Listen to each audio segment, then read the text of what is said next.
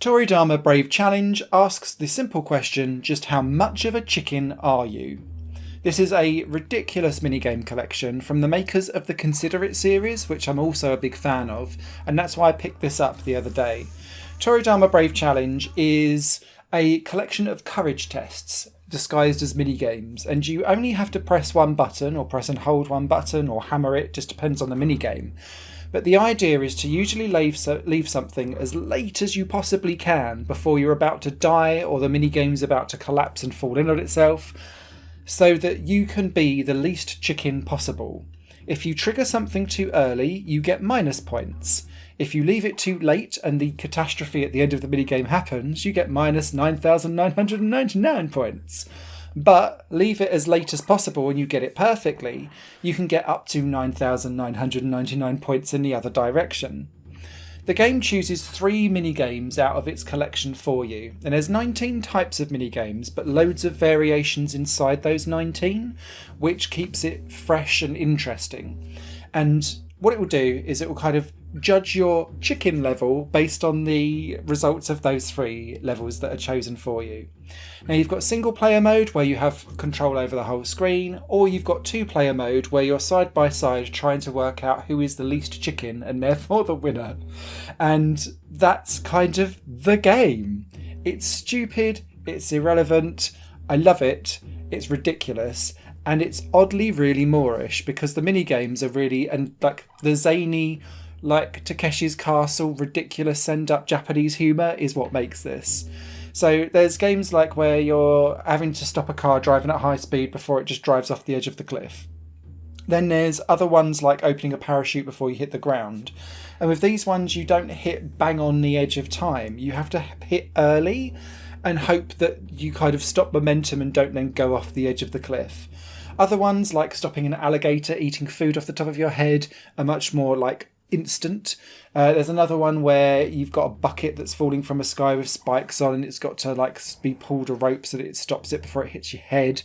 And like all of these ones are really, really stupid. Then you've got some abstract, silly ones like pouring a glass of like juice or an alcoholic cocktail and making sure that it rises all the way to the top and doesn't spill over. The spilling over gives you the minus 9999, but if you get it just perfectly, what you're aiming to do is to get a crazy score of above 9,000. And what that then does is unlock the next level of difficulty for that mini game so that you can keep on going and just have loads and loads of variety. So for instance, that juice game starts off just like that. Then level 2 starts adding ice cubes in. So you have to stop slightly early and then hope that the ice cube doesn't take you over when it gets dropped in. Then you start getting weird like conical flasks or test tubes or things like that where the juice rises because it's got different funnels to go through at different speeds. Same with like the parachute opening game. Initially you get to see the altitude dropping, then it will fade away early. There's one where you're trying to calculate the amount of sushi that you're eating, but the prices will disappear or people will get in the way of how much money you've got left, so you're kind of having to guess whilst you go. And yeah, as you go up the difficulty levels, the games get more and more vague and opaque, and so you're really having to like hold out and be like, because early on it's very obvious what you're doing. After a while, you're starting to really have to mentally count something down or mentally look at a ghost going across the screen about to scare you so that you can then stab it first. It's stupid things like that.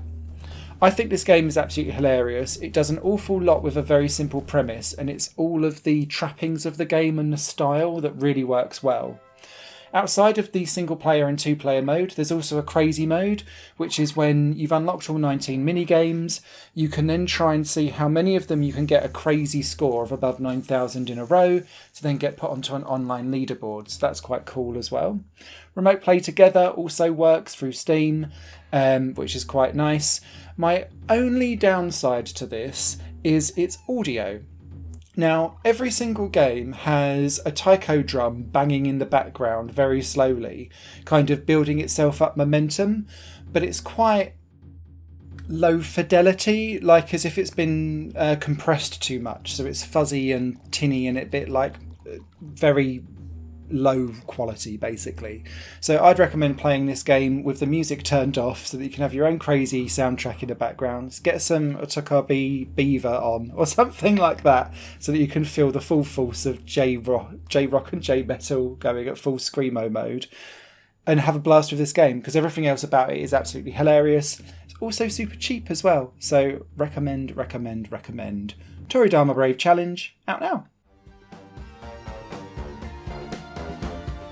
Higher Plane Games is part of the Higher Plane Network, a completely independent media outlet supported by people like you.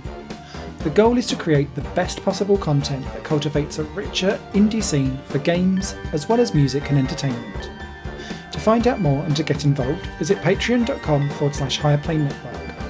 Your support makes all the difference, and in return you'll gain access to bonus content and downloads. Thank you for watching.